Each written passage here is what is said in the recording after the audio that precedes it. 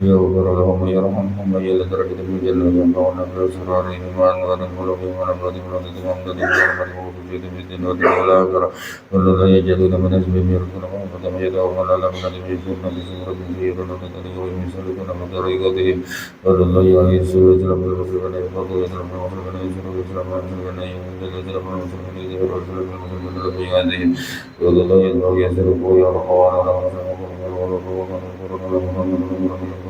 هذا والفضل لنا ولكم محمد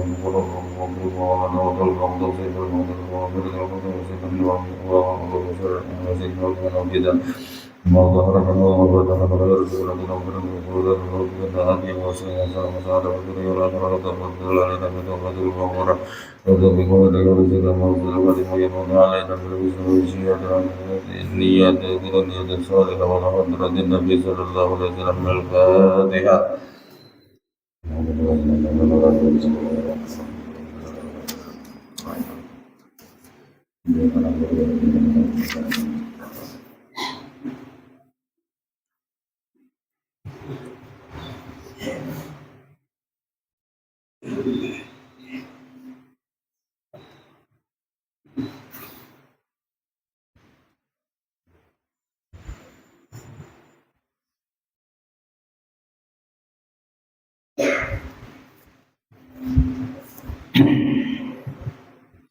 أعوذ بالله من الشيطان الرجيم بسم الله الرحمن الرحيم الحمد لله رب العالمين والصلاة والسلام على سيدنا محمد وعلى آله وصحبه أجمعين سبحان الله والحمد لله ولا إله إلا الله والله أكبر ولا حول ولا قوة إلا بالله العلي العظيم أنا رسول الله رسول الله رب العالمين ودرنا ورضوانك لا علم لنا إلا ما علمتنا إنك أنت العليم الحكيم وإنك أنت التواب الرحيم ولا حول ولا قوة إلا بالله العلي العظيم رضي الله عنه وعن جميع المسلمين والمسلمات ورضي الله عنه وقال علي كرم الله وجهه وعيون مصيد الشيطان ولين أنقذ الجوارح سرعة وأشده سرعة فمن أتبع جوارحه نفسه في طاعة ربه فقد وصل أمله ومن أتبع جوارحه نفسه في نيل لذته فقد أحبط عمله.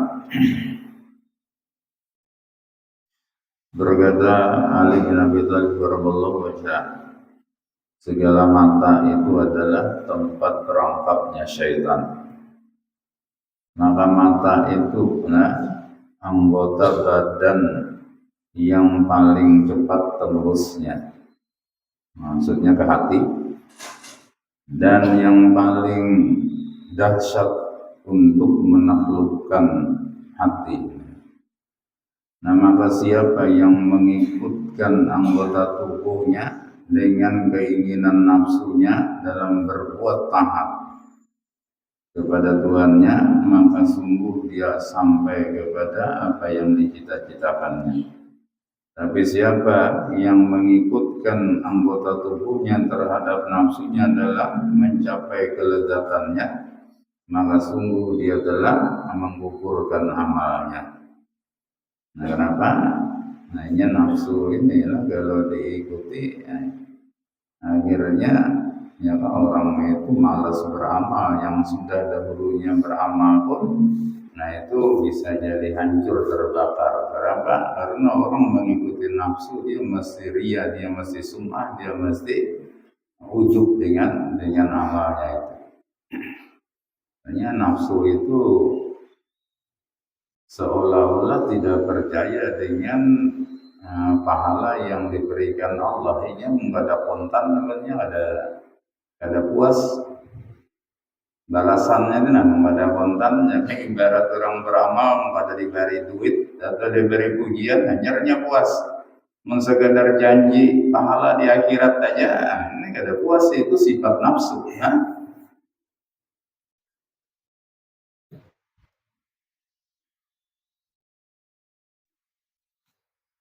Wa ansyadu idama sapat nafsul muridi li taati ulama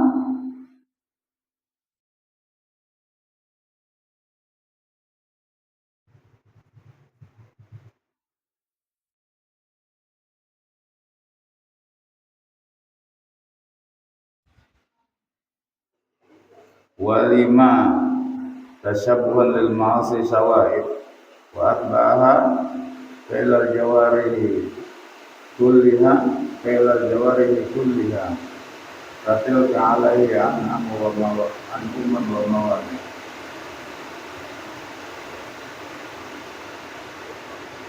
Tulakinu bidari kuruni karamatun ida jabalil ma'asi sanaman wagari. Nah ini penyair mengatakan apabila bersih nafsu seorang murid itu untuk berbuat maaf dan untuk sesuatu yang menyerupai maksiat itu ada campurannya, maka akan mengiringi nafsu itu oleh perbuatan semua anggota tubuhnya semua.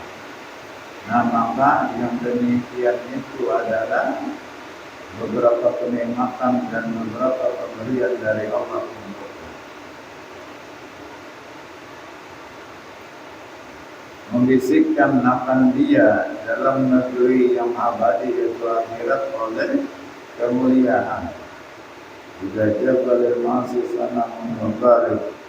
Nah apabila sudah tenggelam untuk kemaksiatan, sanamun puncak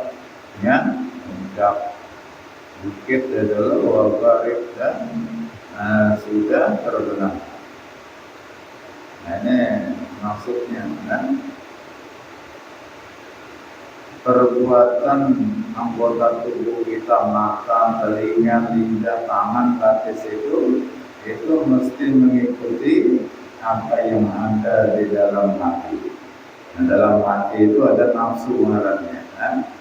Nah, nafsu itu bisa nafsu amarah, yaitu selalu keinginannya melakukan perbuatan jahat. Nah, tapi ada nafsu mutmainnah, nafsu yang sudah tenang, tentram dengan segala perbuatan taat dan perbuatan baik. Nah jadi anggota tubuh ini mengikuti aja. Kalau nafsu orang nafsu amarah, ya jelas anggota tubuhnya akan banyak berbuat jahat. Nah tapi kalau nafsunya mutmainnah sudah ada, maka anggota tubuhnya akan senang berbuat kebaikan.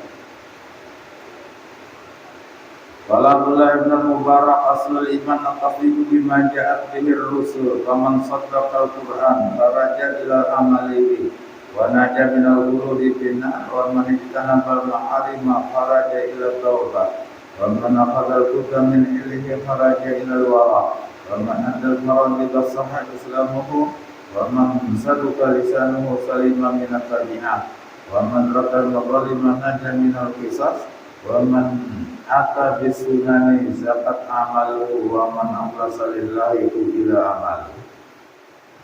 Nah berkata Abdullah bin Mubarak ini tabi'in Nah ini beliau ini tabi'in yang alim, sangat wara sekali, kemudian amal ibadahnya banyak. Nah terutama itu sedekahnya yang sulit untuk ditandingi. Karena Abdullah bin Mubarak ini rata-rata penghasilan setiap harinya itu 4 kilo emas. Setiap hari dia usahanya macam-macam ya, tapi jalan yang halal itu penghasilan rata-ratanya setiap hari 4 kilo emas. Nah, mulai ini misalnya emas lebih pada 1 juta, sebenarnya segera menganggap 1 juta aja berarti 4 miliar sehari. Misalnya ini 4 miliar penghasilan saya. Nah hitungnya gitu ya. Hitung dari 1, 2, 3 sampai 4 miliar bisa ada untung sehari kira-kira. Nah tetapi Abdullah bin Mubarak ini, sehari 4 miliar, jangan dilewaya ini kurang lebih 4 miliar sehari penghasilannya, dan hari itu juga 4 miliar itu habis dibagi-bagi. Nah sehingga dikatakan Abdullah bin Mubarak ini kada pernah kena kewajiban zakat. Karena sidin kada pernah menyimpan harta sampai setahun.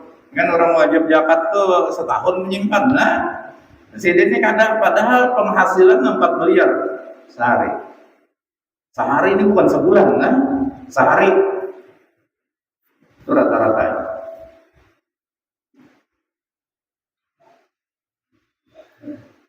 Nah, jadi kita melawan orang-orang bahari itu ya ada apa-apanya.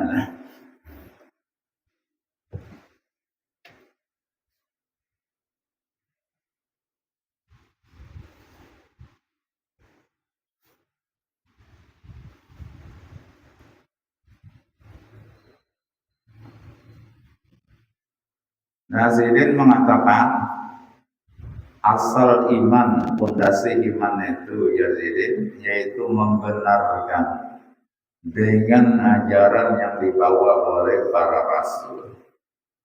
Nah, jadi ajaran pokoknya para rasul itu adalah ajaran tauhid.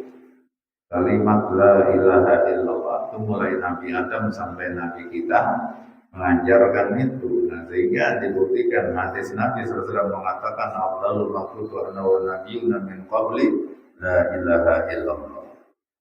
Ini bacaan yang paling afdal yang kubaca dan yang dibaca oleh para nabi-nabi sebelum aku. Ajaran Nabi kita adalah la ilaha illallah.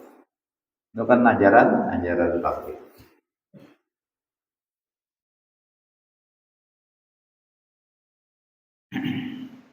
Itu dasar pokok paling pokok daripada iman. Nah, maka rinciannya, siapa yang membenarkan Al-Quran, maka dia mesti keluar untuk mengamalkannya. Nah, jadi kalau membenarkan Al-Quran, ya mesti diamalkan. Mulainya cuma tahu aja membaca Quran, tapi nggak ada diamalkan. Ini ada kecurigaan, jangan-jangan nggak ada percaya dengan kandungan Quran.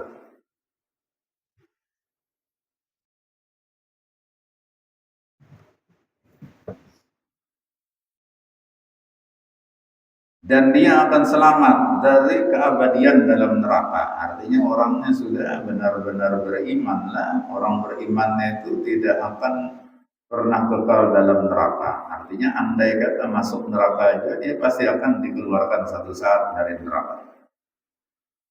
Dan siapa yang menjauhi segala hal yang diharamkan, maka dia keluar untuk bertaubat kepada Allah Ta'ala.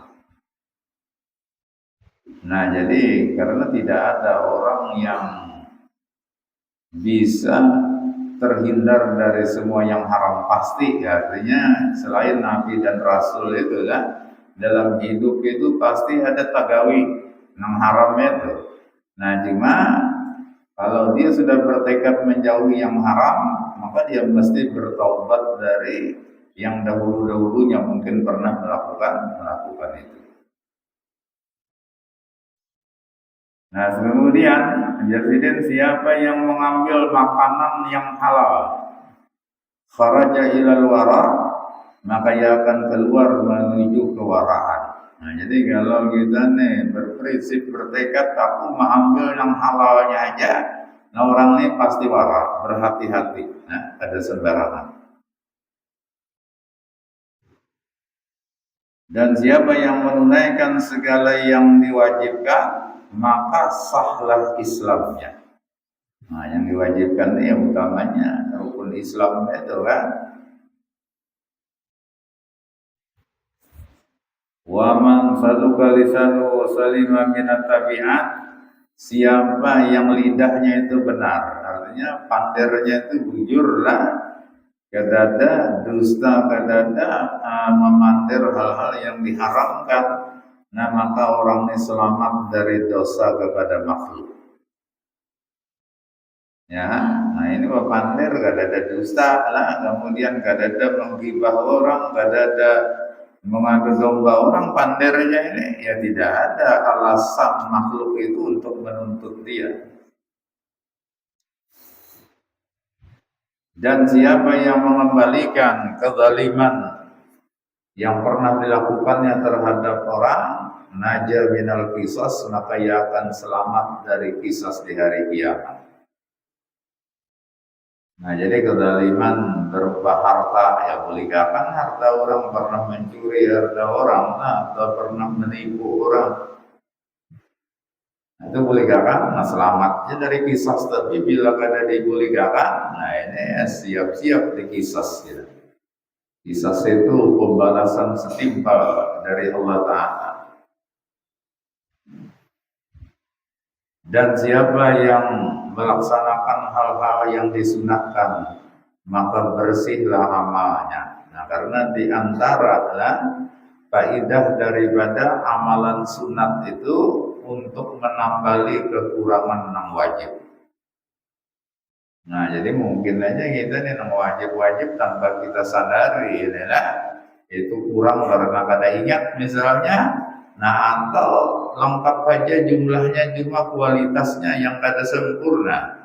Maka ini bisa disempurnakan dengan ibadah-ibadah yang sunat. Nah, kemudian jadi siapa yang ikhlas beramal karena Allah Ta'ala, maka amalnya diterima oleh Allah Ta'ala. Ini karena syarat utama untuk diterimanya amal itu adalah ikhlas. Bila kada ikhlas, ya kada akan diterima oleh Allah Ta'ala. Waruya Nabi Darda anhu qala li Rasulillah sallallahu alaihi wasallam, ya Rasulullah awsini. Qala lahu iktasib tayyiban wa amal salihan was'alillah rizqa yaumin li yaumin wa udda nafsaka minal mauta wa hadar minal ijabi bil amal fa innahu min a'zamil afat wa ahbat wa ahbata lil amal fa innal mujiba bi amalihi mumtannun ala rabbih wa ma yudrihi aqubila minhu amruddan alaihi rubba ma'siyatin aw rasadullan wa inkisaran khairun min ta'atin aw rasad izzan wa istikbaran wa yahdhar aidan minar riya. Diriwayatkan dari Abu Darda radhiyallahu anhu, beliau berkata kepada Rasulullah sallallahu alaihi wasallam. Abu Darda ini salah seorang sahabat Nabi. Nah, artinya orang yang memang berjumpa dengan Nabi. Lalu Abu Darda berkata, wahai Rasulullah, tolong beri wasiat kepada ulun. Nah, jadi minta wasiat. Nah, inilah kalau sahabat atau tabi'in adalah itu datang kepada Rasulullah, kalau tabi'in itu datang kepada sahabat itu, ulun asa pada pernah kita baca minta adakah amalan sugi. Itu kada dengar riwayatnya. Nah nang ada tuh beri wasiat lawan ulun. Kita ini rancak mendatangi ulama, orang alim, dan guru yang didatangi kayak caranya supaya dalam 10 hari sugih. Dan guru ini pintar dia menabung kayaknya 100 juta sehari.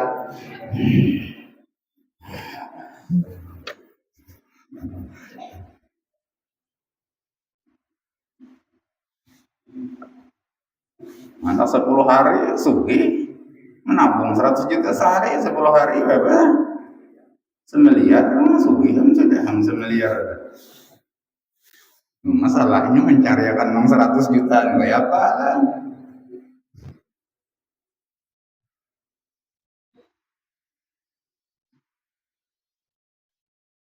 Nah, jadi Abu Darda ini minta wasiat lawan Nabi SAW. Nah, ujar Nabi, berusahalah dengan baik dan halal.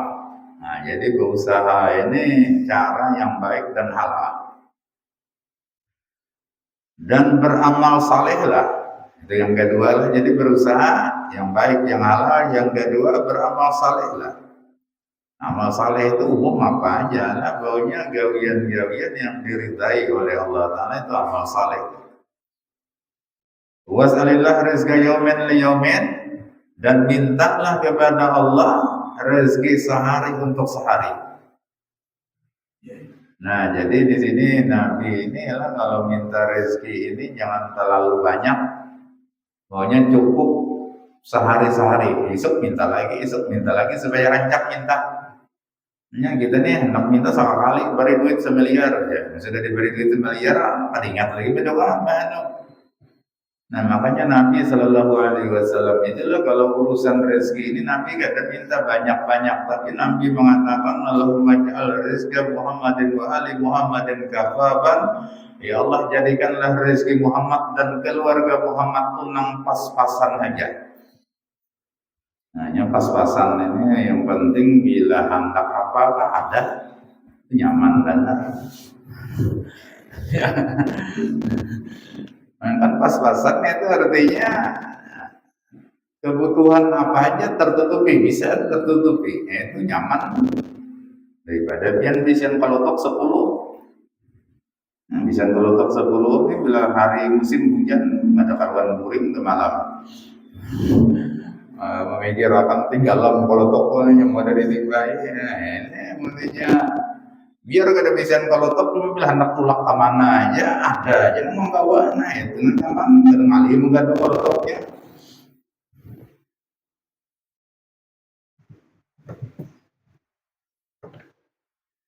Nah kemudian yang ketiga wasiat Nabi kepada Abu Darda, tapi ini maksudnya umum lah untuk semua umat.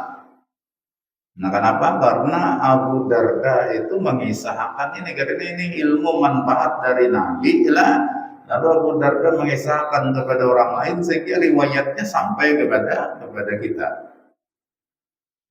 Nah yang keempat lah, anggap diri engkau itu sudah termasuk golongan orang yang sudah mati. Nah anggap baru mati memang lagi cuma dianggap sudah mati. Maksudnya kematian itu selalu teringat, kita merasa kematian itu sudah sangat dekat dengan kita. Hanya orang bila merasa parat mati ini, nah yang pertama berhimat bama, yang kedua pada hendak berlambat lagi.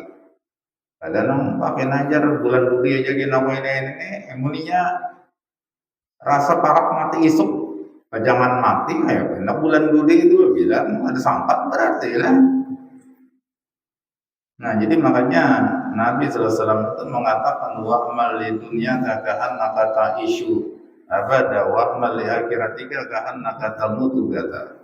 Beramallah untuk dunia seolah-olah engkau hidup untuk selamanya. Maksudnya urusan dunia itu santai-santai aja, seolah-olah hidup selamanya. Jadi kalau hari ini gak ada tagawi, isuk kalau ada aja kesempatan isuk pada tagawi, isuknya ada aja kesempatan. Tapi beramallah untuk akhirat seolah-olah engkau mati esok hari. Jadi artinya menggawinya harus hari ini juga. Entah isuk pada sampai lagi, pada sampat lagi mati sudah.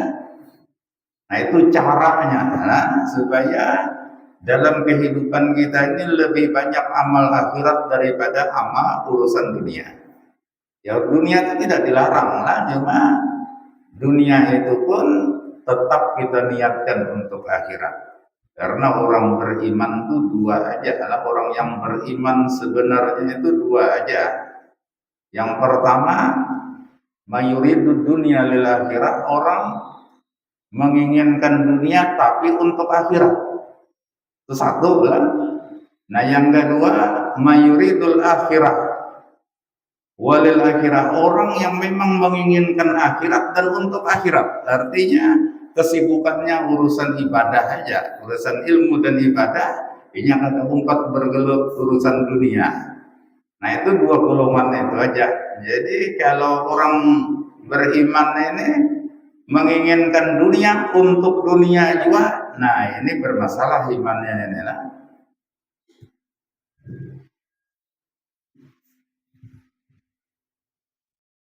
Nah jadi kita bolehlah menggawi dunia, menginginkan dunia, tapi untuk akhirat.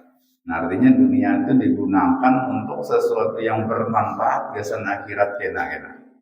Akhirat kita.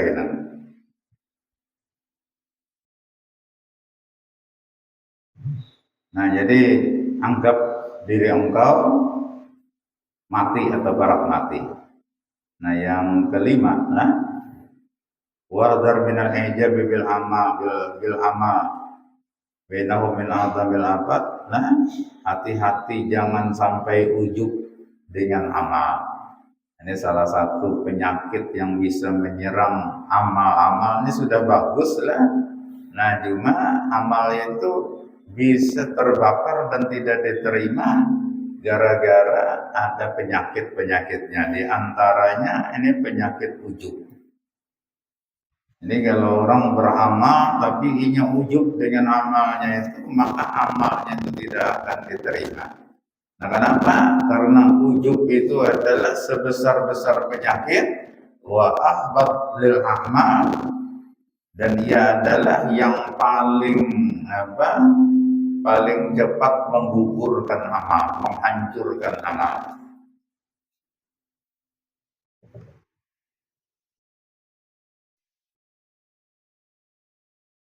Kenapa? Karena orang yang ujub dengan amalnya itu berarti seolah-olah ia merasa berjasa lawan Allah Ta'ala. Nah, ujub itu kan kalau bahasanya jaka dipandir nih lah, cuma ini di hati, cuma jakainya dipandir. Ujub itu siapa yang paling berjasa maulah masjid, yang paling banyak menyumbang, yang paling pokoknya itulah ngaran orang ujub itu. Atau misalnya jaka kada aku di kampung nih, kada harapan bagiannya nenek. Jaka dipandir lah, meskipun nih di hati aja mau dipandir tuh banget lagi. Cuma isi hati orang yang ujub tuh modelnya kayak itu. Pokoknya jaka kada aku tuh bang terus. Nah, jadi seolah-olah ini menguya jasanya lawan Tuhan. Nah, padahal sesungguhnya lah ya kan Allah Ta'ala lah yang berbuat baik pada hakikatnya. Kenapa? Meskipun pada zahirnya bujuran juga inya misalnya lah yang paling banyak, cuma andai kata Allah tidak menggerakkan hatinya untuk itu ya kada kawa.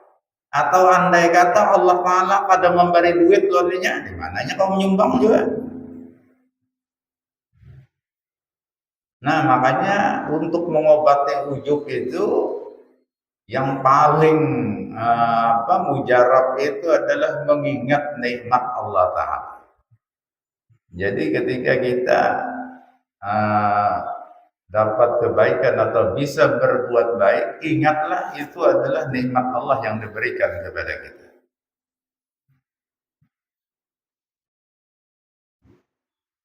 Nah, maka ada di antara ulama itulah yang mengartikan ujub itu al-ujbu nisyanun nikmah. Ujub itu lupa nikmat Allah Ta'ala. Ujub itu ya bangga terhadap dirinya, misal aku doang terus lah.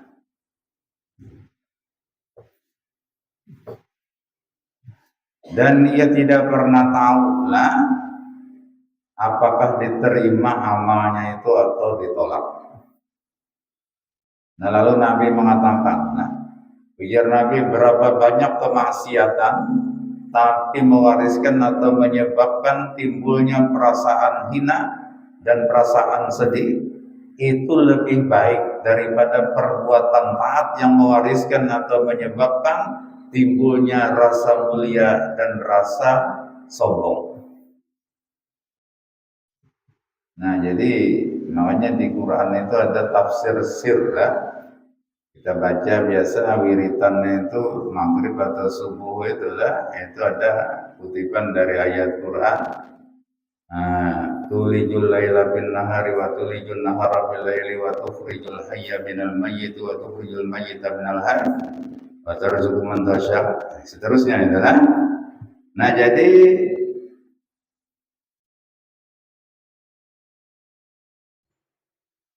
tukhrijul hayya minal mayyit wa tukhrijul mayyita minal hayy. Engkau ya Allah yang mengeluarkan nang hidup dari nang mati, dan engkau pula nang mengeluarkan nang mati dari nang hidup. Nah, ini kalau dalam tafsir zahir itulah, itu dikatakan maksudnya mengeluarkan yang hidup dari yang mati. Contoh ayam, semacam binatang ayam itu kan keluar dari intalu. Intalo itu mati, ayam hidup lah. Nah, Allah Ta'ala yang mengeluarkan yang hidup dari yang mati, dan Allah Ta'ala pula yang mengeluarkan yang mati dari yang hidup. Hintalu keluar dari ayam, ayam keluar dari hintalu. Nah, siapa nang tatuha tuh ayam atau hintalu ini? Aku nawas ya, kalau menjawab itu kan yang lain ada yang sanggupnya. Nah, cuma fakta yang kita lihat ya dulu lah. Tuh ayam maharam, pajak keluar ayam adalah hintalu diharam pajak keluar ayam. Ini ayam ini behintalu, berarti hintalu keluar dari ayam. Itu tafsir zahir. Nah, cuma kita pada dituntut untuk harus tahu mana yang lebih tua antara hintalu lawan ayamnya adalah nang kita yakini yang mengeluarkan ayam dari hintalu itu adalah Allah, nang mengeluarkan hintalu dari ayam itu pun Allah Ta'ala. Nah, adapun tafsir batinnya, tafsir rahasianya, engkau mengeluarkan yang hidup dari yang mati, maksudnya engkau mengeluarkan ibadah dari maksiat. Dan engkau mengeluarkan yang mati dari yang hidup, maksudnya engkau mengeluarkan maksiat dari ibadah, dari taat. Nah, jadi orang negawian maksiat, tapi di hatinya merasa dirinya hina lah gara-gara maksiat itu, merasa dirinya ini banyak dosa kesalahan, nah sehingga dia merasa tawadu dengan itu. Tawadu itu sifat mulia tapi lahir dari kemaksiatan. Itu lebih baik ketimbang kemaksiatan terlahir dari ketaatan. Nah, orang taat lah, nah itu pokoknya sembahyang ampunnya nih kada bisa ketinggalan, jangan ibadah-ibadah yang sunat misalnya puasa sunat, digawinya membaca Quran rajin, berzikir, berselawat rajin, tapi gara-gara itu di hatinya perasaannya ya kan inya pembaiknya. Nah ini perasaan baiknya ini ujub lah, atau bahkan bisa menjadi sombong karena merasa baik pada orang gara-gara perbuatan taat. Maka perbuatan maksiat yang melahirkan ketaatan jauh lebih baik ketimbang ketaatan yang melahirkan kemaksiatan. Maka itu juga berarti baik maksiat jaga ya, bukan seperti itulah. Yang lebih baiknya lagi ketaatan melahirkan ketaatan, itu yang paling baik. Nah, maksudnya kalau kita nih disuruh taat itulah, banyak ibadah itu suruhan, cuma hati-hatilah jangan sampai perhatian kita ini cuma memperbanyak ibadah aja, tetapi ada perhatian kita terhadap penyakit-penyakit yang bisa menghancurkan ibadah kita. Itu harus diperhatikan. Ya kayak ibarat bahuma itu, jangan manang banyaknya bahuma, tapi penyakit bahumaan ini gak diperhatikan. Bak untung bertanam sudah, tinggalkan gak ada sudah dijanguk-janguk lagi bahumaannya, kira-kira bila bulan 8 mengatam hanyar. Memeriksa bahumaan mulai bulan berapa bahuma? Bulan 3 atau bulan 4 ranjang. Anggap bulan 4 itu untung lah bahumaan nih, kata sudah dilihat-lihatnya, kayak ajar bulan 8 aja langsung mengatam aja. Kali datang ke bahumaan terkajut, tidak ada lagi buahnya, apa dihantup tikus. Nah, jadi bahuma itu ya silahkan kalau hendak banyak lah, tetapi yang tidak kalah pentingnya dijaga nih, jangan sampai hama-hama lah yang merusak kehumaan itu harus dibasmi. Nah kayak itu juga kita beramal, banyak beramal ibadah itu bagus, tapi hati-hati kalau ada penyakit yang merusaknya.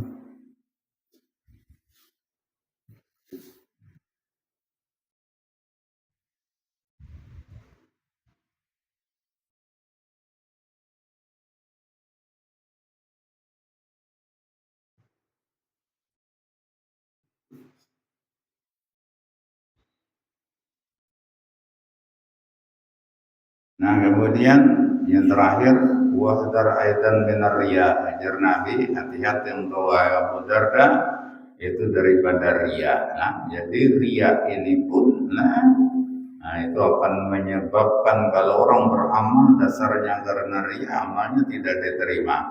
Tapi kalau riyanya peduli, waktu beramal ikhlas saja lah, cuma seminggu, sebulan, setahun akan datang, riyanya peduli, maka ini hancur juga amalnya.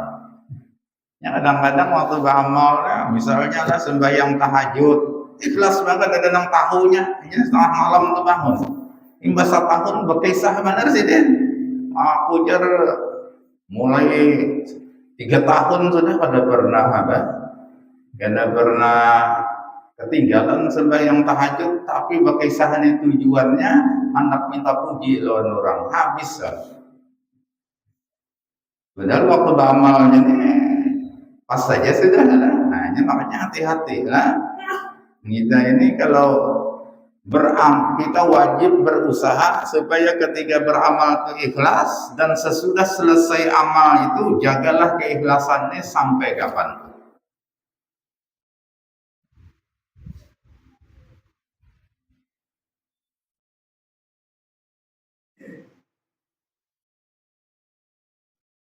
Bila fi qouli ta'ala wa badalahum minar riya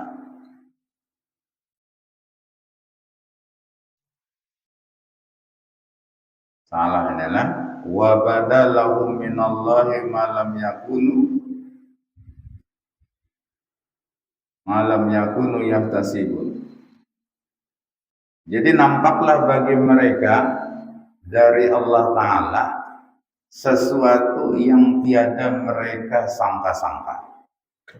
Jadi di akhirat kenalah ini orang ini terkajut melihat ya kan hasil amalnya itu kada dikira-kira.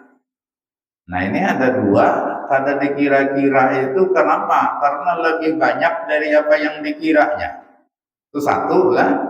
Nah ada dua, ternyata pahala amalnya itu lebih sedikit dari yang dikira, atau bahkan tidak ada sama sekali, atau bahkan yang dikira ini pahala tapi justru dosa yang dilihatnya. Kita lanjut. Nah jadi tafsirnya itu ulah ila amilu amalan kanu ya yuruna fid dunya yarawna fid dunya minal hasanat babadat lahum yaumil qiyamati minas sayyi'at. Nah jadi tafsirnya itu mereka beramal banyak amal yang menurut pendapat mereka amal itu amal baik waktu di dunia. Tapi ternyata di akhirat kena nampak bagi mereka bahwa ternyata yang mereka kerjakan itu adalah kejahatan, bukan kebaikan. Nah itu tadi lah.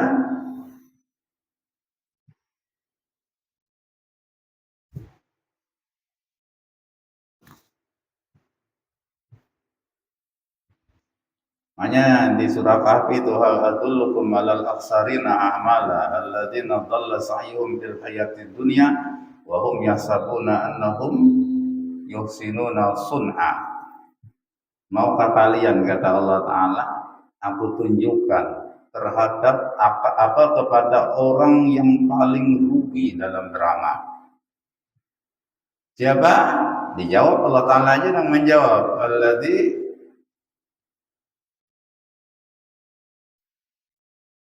yaitu orang-orang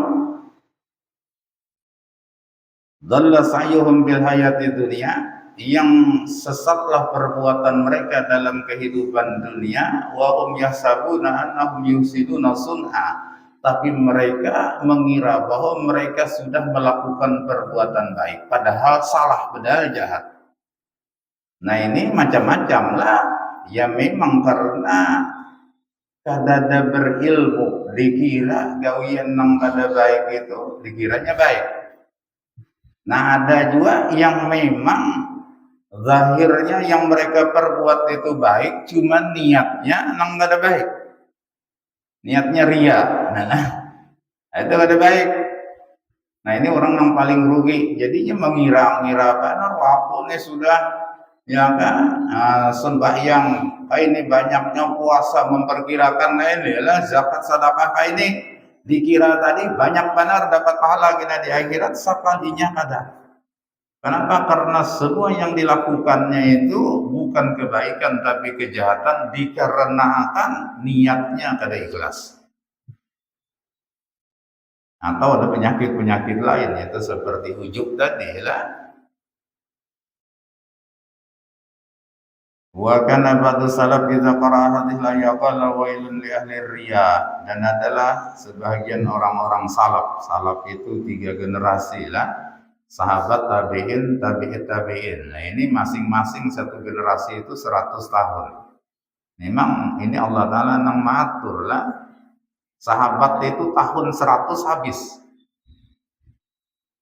Arti sahabat itu kan orang yang berjumpa dengan Nabi dan beriman lawan Nabi, yang pernah berjumpa meskipun cuma sekali aja lah pertemuan lawan Nabi, tapi dia beriman. Nah, ini sahabat.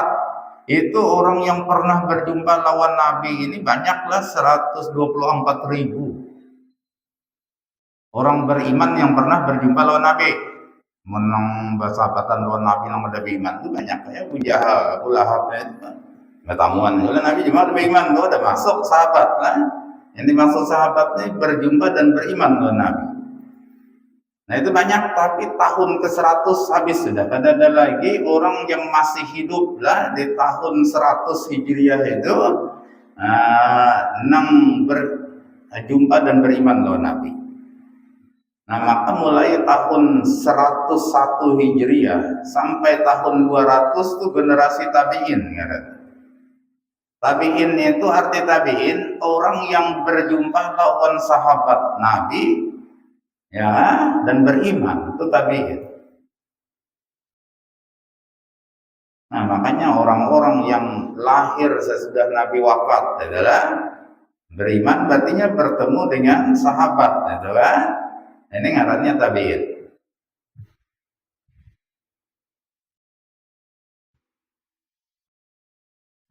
Nah, tabi'in orang yang pernah berjumpa lawan sahabat ini di tahun 100, di tahun 200 sudah habis.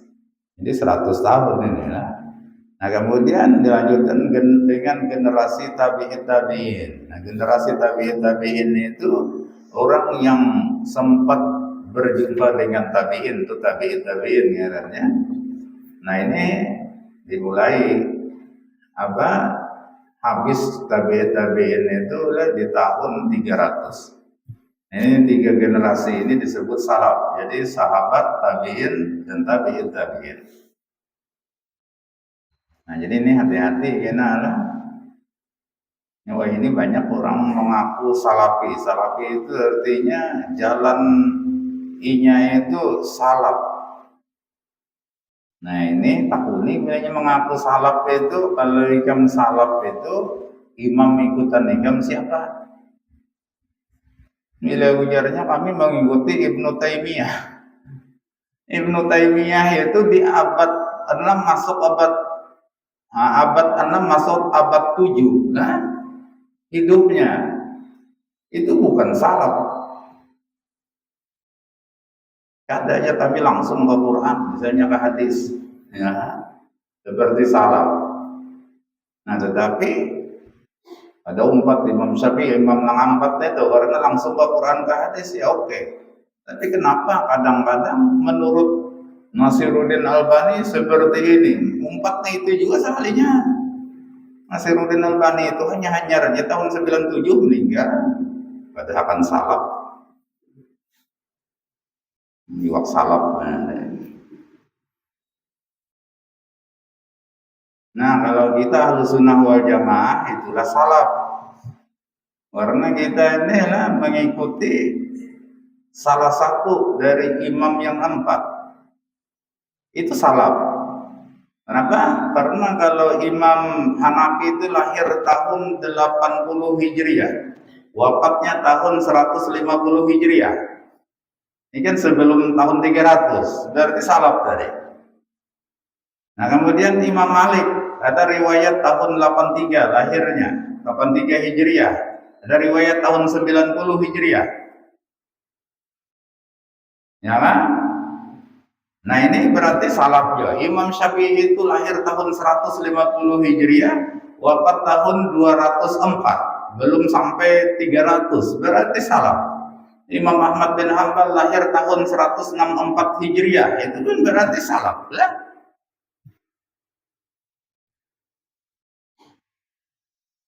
Ini ada di bungolinya, jadi yang salaf diikutinya ulama yang hidup di abad ke-7, artinya tahun 600 sekian itu lah.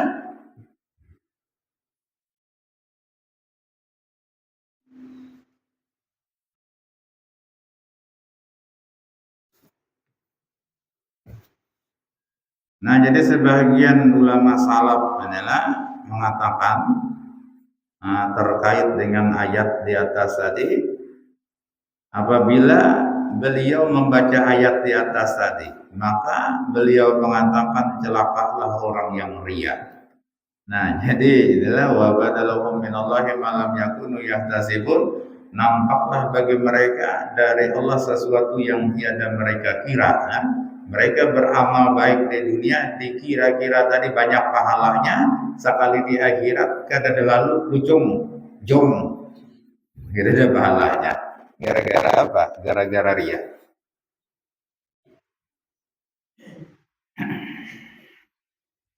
Wa qala aidan bi qoulihi ta'ala wa la yusyrik bi ibadati rabbih ahada.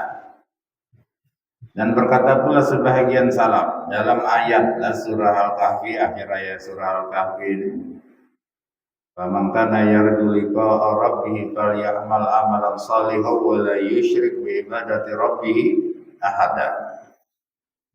Nah, jadi siapa yang mengharap rahmat Allah Ta'ala, nah, jadi mengharap rahmat, caranya bagaimana? Orang mengharap itu bukan sekedar mengharap, tapi ya'mal amalan salihah, orang mengharap mesti berusaha dengan beramal saleh. Nah, tetapi hati-hati, jangan cuma beramal saleh pada zahirnya, wala yusyrik bi ibadati rabbih ahada, janganlah ia mempersekutukan ibadah kepada Tuhannya itu disekutukan dengan seorang dua pun yang lain daripada Allah. Nah, maksud mempersekutukan di sini, nah itu janganlah ia ria, karena ria itu kalau diteliti itulah syirik.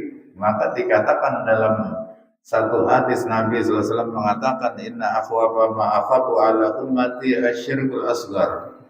Sesungguhnya hal yang paling kutakutkan, kukhawatirkan terhadap umatku itu yaitu syirik yang kecil. Nah, para sahabat bertanya, kalau syirkul asgar ya Rasulullah, apa maksudnya syirik yang kecil itu? Nabi menjawab, ar-riya, syirik kecil itu adalah riya. Nah, maksudnya kecil di sini adalah kadang-kadang riya ini adalah kada disadari orang yang melakukannya itu perasaannya ikhlas saja kada ria padahal ria. Nah, maka dikatakanlah ria itu akhfa min dabibin namli, dia lebih samar daripada batis samut. Bahkan dikatakan ada yang mengatakan akhfa min dabibin namlatis sauda fi safratis sauda fil lailatil mudlamatis sauda. Jadi ria itu lebih samar daripada batis samut hirang. Samutnya aja halus sudah, bagi batisnya. Nggak ada pakai kacamata, nggak ada melihat.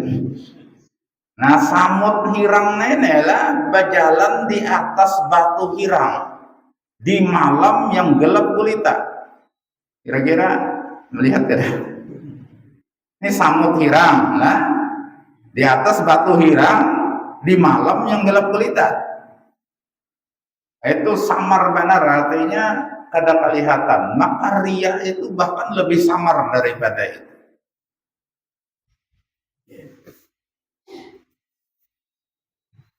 Ya, kadang-kadang misalnya kita menyumbang rutin lah di masjid misalnya tiap minggu 100.000 misalnya itu rutin. Lalu aku jadi ikhlas benar, pokoknya ikhlas murni, semata-mata karena Allah Ta'ala. Nah, sebelumnya diumumkan orang harus kaum mengumumkan hari Jumat kan, sebulan bulan nyumbang 100.000. Pandarnya ikhlas. Sekali minggu yang itu pada ingat kaum mau makan. Gerunum. Nah ini pandarnya ikhlas tapi kada diumumkan bergerunum. Nah ini ngarannya ada tanda-tanda ria. Ya ikhlas itu bukan pandernya. Nah, bahkan ada cerita ulama dahulu, ulama salaf. Nang Siden ini sembahyang 5 waktu ini rutin ke masjid berjamaah dan berada di saf pertama di belakang imam. Ada menjadi imam di belakang imam. Nah ini sudah sekian puluh tahun seperti itu. Kada pernah satu kali juga pun kada hadir dalam sembahyang berjamaah. Nah hatinya senang lah gitu, ya kan? Bagus kan? Nah satu hari ini apakah karena apa akhirnya terlambat kadayo terlambat bujur cuma di sab tak belakang. Kata kawa masuk sab dibuka tadi lah. Nah di hatinya ini rasa berat, rasa supan lawan nurah. Mengajar aku 30 tahun sudah nenek dibuka terus mereka belakangnya supan benar hari ini. Supannya bukan lawan Allah, lawan makhluk. Maka ketahuanlah berarti selama ini ria aja.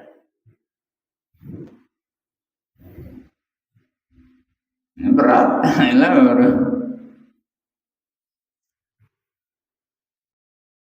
Padahal 30 tahun kan kayak itu. Nah, cuma orang bahari ini udah ulama. Nah, kalau riya itu sebenarnya ada wajar-wajar sedikit. Artinya nang diriyakan tuh memang ada. Makanya tadi kan sembahyang di saat pertama 30 tahun. Ada kan yang sanggup sini? Tidak ada, artinya memang itu keistimewaan.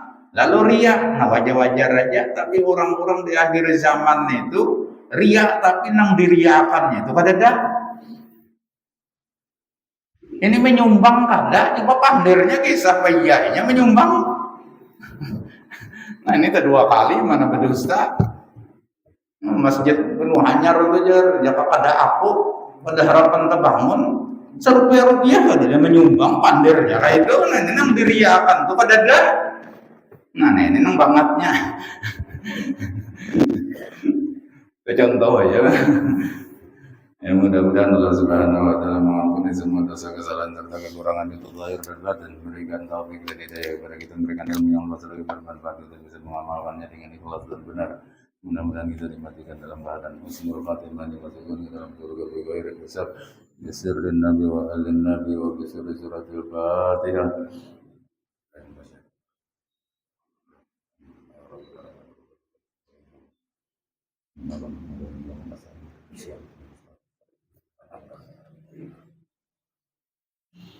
Amin. Bismillahirrahmanirrahim.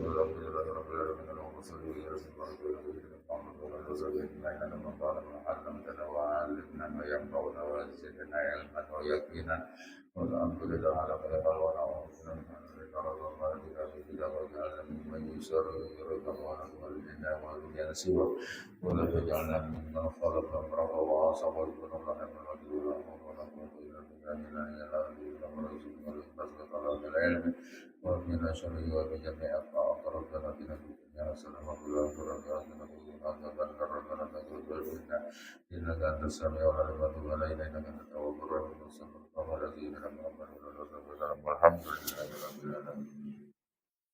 اللهم صل على محمد اللهم صل